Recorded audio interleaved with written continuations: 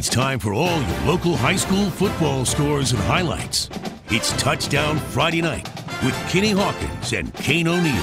Brought to you by Marsh Propane, Food City, Champion Chevrolet, Southern Classic Car Auto Wash and Lube, and HMG Orthopedics and Sports Medicine. It's Touchdown Friday Night. Hello, everybody, and welcome to Touchdown Friday Night. I'm Kenny Hawkins along with my tag team partner, Kane O'Neill, and in the words of Peaches and Herb, reunited. Because last week, you were at the track. And they're finally done racing. That was old school. You don't even know that. We have 17 games on tap, but first, here's Kane with the top tackle of the night. All right, our hit of the night coming from Richland. Sound the horn, Taylor Horn, driving the receiver back and then using his stomach as a springboard, rolling over for the big-time hit. Take another look at this one. Highlights from this game coming up in just a bit. Kenny?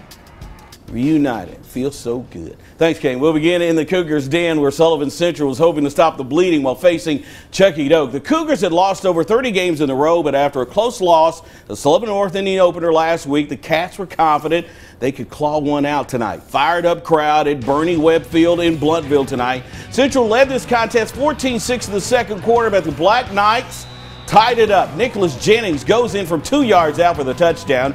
Cougars bounce back to take a lead in the third quarter. Jackson Harrison hits Gavin Harkleroad on the sideline, who makes the defender miss, and he takes it in for the score. 2014 Cougars. It was back and forth all night. The Black Knights retake the lead. Matthew Pelosa hits Evan Mervin in the end zone for the score. 2-point conversion gave Chucky Doak a 22-20 lead.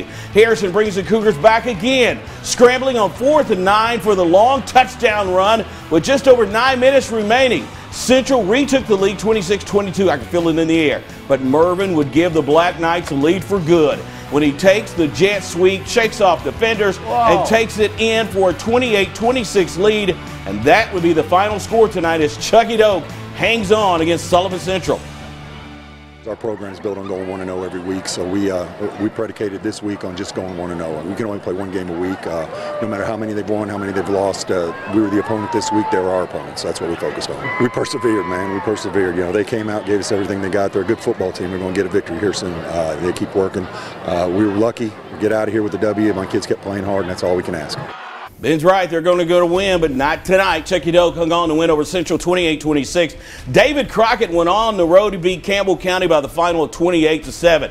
Kermit Tipton Field tonight. Stadium. The Frog. Toppers led 14-7 over Ottawa. That's when Sincere Quinn broke loose for this long touchdown run. Nice moves right there. And gets into the end zone. Then in the third, Chris Thomas takes the pitch in for the Toppers. He had a big game last week against Elizabethton. That made the score 21-14. After the Owls tied it at 21, Quinn gets the pass, turns it into the go-ahead score when he just outruns the Topper defense. Right side, breaks 2 or 3, and the young man's gone. Science still kept fighting, though, and they finally retook the lead. A.J. Stewart powers in from the 2-yard line. That made it 35-28. Kyrell Sanford then scored for the Owls to pull them to within 1. And when they went for 2, Nick Copenhaver and the Topper defense stopped Sanford on the 2-point conversion.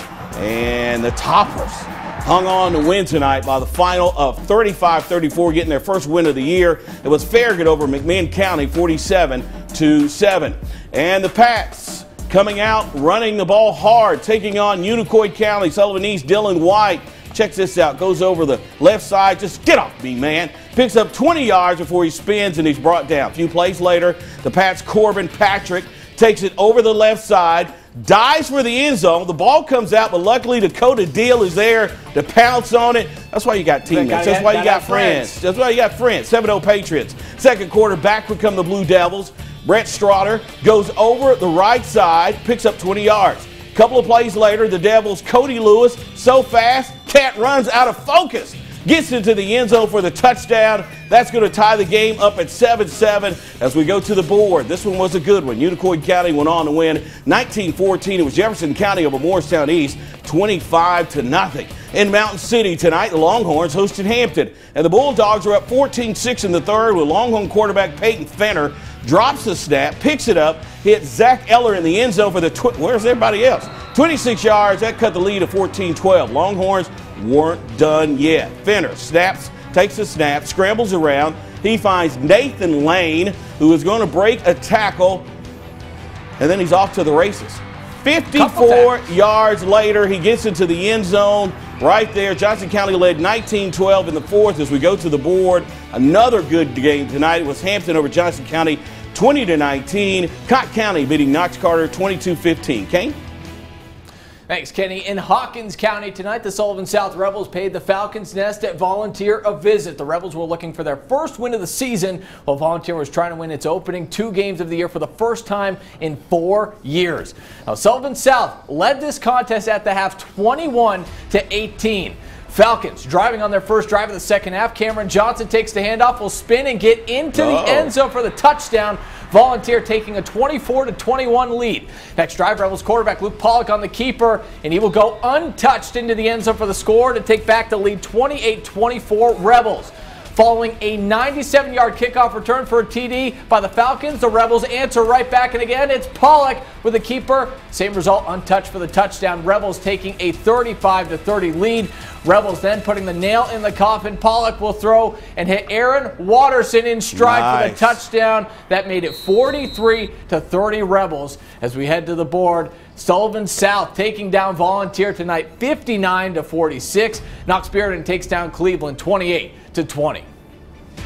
Let's head to Greenville. The reigning state champions hosting Moorestown West tonight, and the Devils showing why they are the team to beat in 4A right from the opening kickoff ball. Stripped, and Raymond Knuckles recovering this one, and it sets up this. Kate Ballard, the reigning 4A Mr. Football, is trying to get that award twice in a row. Around the left side and into the end zone for the 7-yard keeper. Greenville up 7-0. Later in the first, Ballard, I'll just call my name once again, up the middle and into the end zone for the 12-yard score. Greenville leading 14-0, and the route was on early. Ballard to Javon Gillespie, nothing but green grass ahead. 23 yards to the house. Devils moving to 2-0 on the year as they shut out Moorestown West this evening, 42-0. Look at that score. Granger taking down Pigeon Forge tonight, 8-3. All right. Let's head to South Greene and Elizabethton. Great night as the Cyclones took on the Rebels. The Cyclone struck early as Carter Everett winds up and lets one go deep downfield to a wide open Troy Parker. Hughes for the score. And after a Rebel turnover, Everett then finds Corey Russell for a wide open touchdown.